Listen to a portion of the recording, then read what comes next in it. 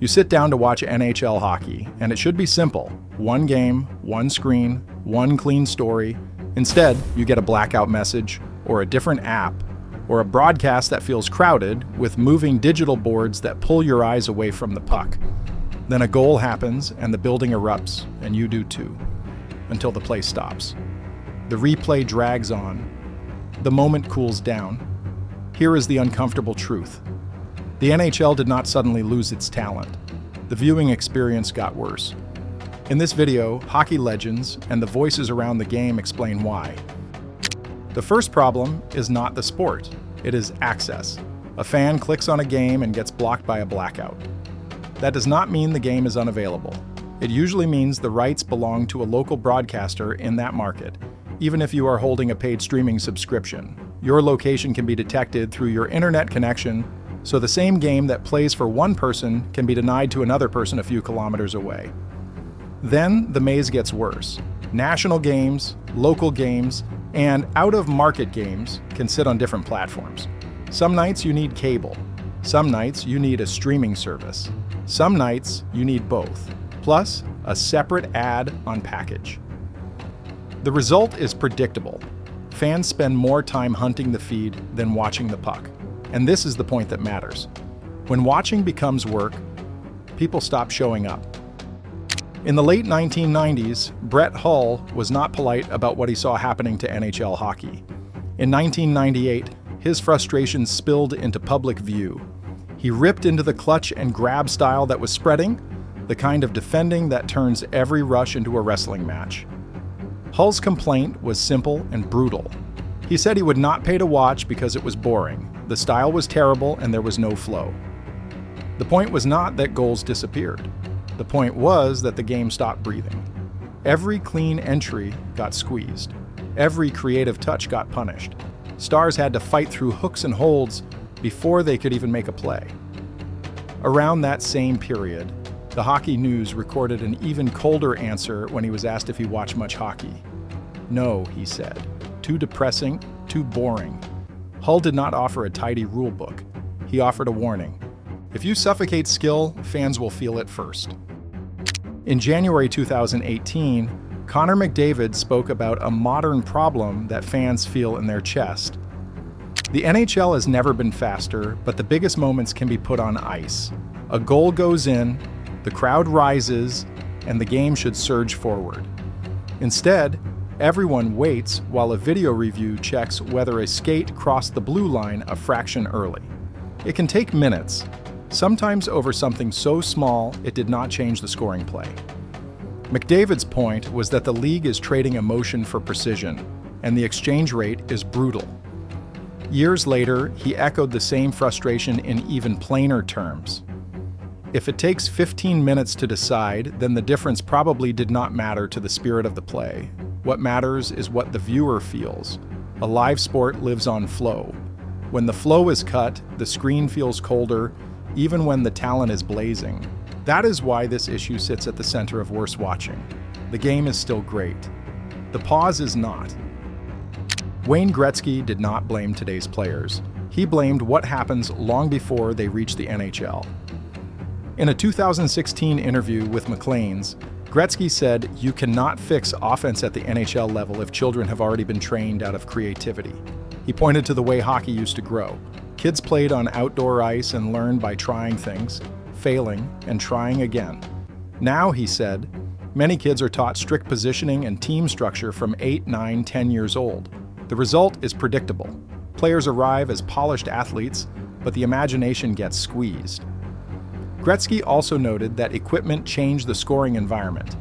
Goaltenders are bigger, and gear is more advanced than in his era. But the core of his argument was not nostalgia. It was development. When young players are coached to avoid mistakes instead of chasing chances, the NHL becomes safer, cleaner, and harder to surprise. If you feel like every team plays the same, Gretzky would tell you that is not an accident. It is a pipeline. Bobby Orr loved fast hockey, but he also knew when speed stopped serving the game. In a Maclean's interview in 2013, Orr called modern NHL hockey boring in long stretches.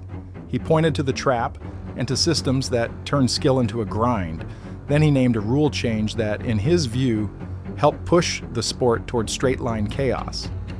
The center red line was removed, which made long passes easier and turned too many possessions into a race. Orr's argument was not that players got worse. He said the opposite. Players are bigger, stronger, and faster, and that makes collisions more dangerous. When everyone can fly, the game needs rules that force thinking, passing, and puck handling. That is why he wanted the center line back, not to slow the sport into boredom, but to make players create plays instead of simply launching the puck and chasing it. He also supported changes that protect players and keep the game moving, like automatic icing and cracking down on blindside hits and hits from behind. Orr's message was blunt.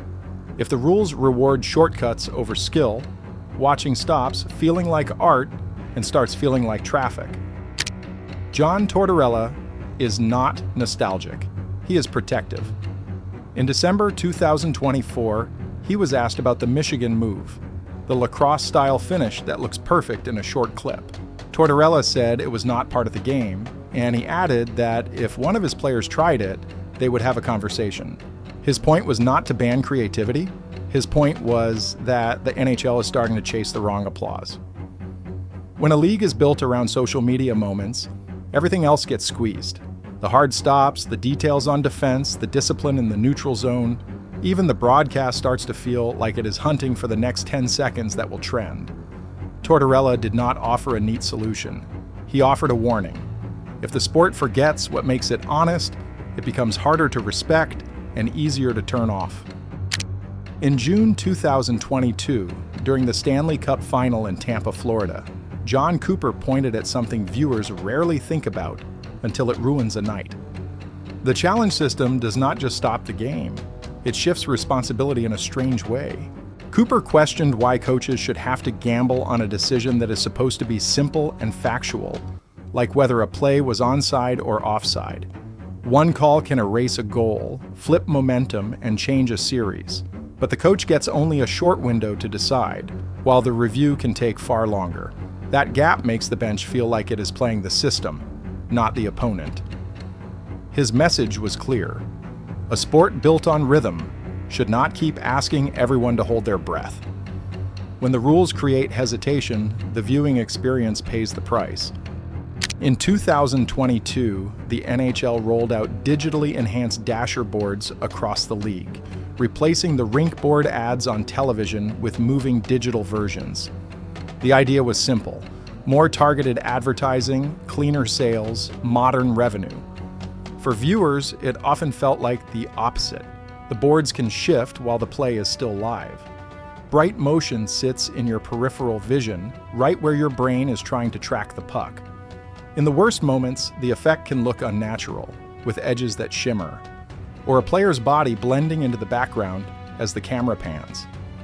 This matters because hockey is a fast sport of small details. If you lose the puck for half a second, you miss the play. If your eyes are busy adjusting to motion that is not part of the game, the sport feels harder to follow, even when the action is great. By 2023, major coverage noted the backlash and reported that the league was considering changes. That is an admission the viewing experience took a hit. For decades, the NHL depended on regional sports networks to deliver local games. That system is now shaky, and the fallout lands on the viewer. In March 2023, Diamond Sports Group, the company behind many Bally Sports regional channels, filed for bankruptcy protection. The business model had been built on cable bundles, but as more people cut cable, the money and the distribution both tightened. Then the worst case arrives for a fan: a carriage dispute.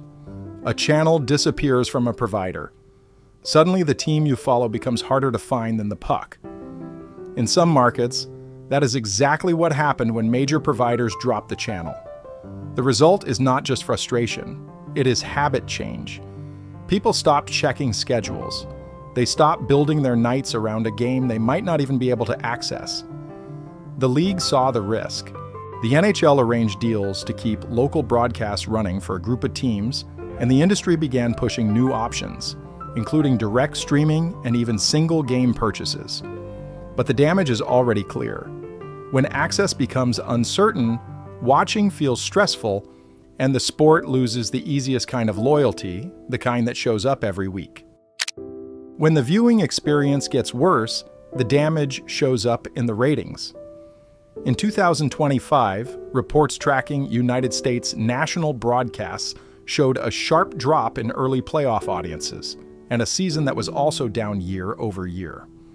One set of measurements showed playoff games on ESPN networks averaging under 1 million viewers, down roughly 28%, while games on TNT were also down by about 19%. Other tracking for that same period described regular season audiences falling by about 12%, and early playoff rounds dropping by about 27%. Even the final series felt the change. The Stanley Cup Final on TNT averaged about 2.5 million viewers, well below the previous year on ABC at about 4.17 million. Those numbers do not prove the sport got smaller. They prove something else. If watching feels harder, people watch less. The NHL still has speed, skill, and stars. What it is losing is the easiest part of fandom, the simple habit of watching without friction. Blackouts, shifting platforms, long reviews, and distracting broadcasts all chip away at that habit. Now, I want to hear your answer. What makes watching the NHL feel worse to you right now? The blackout rules, the digital board ads, or the video reviews?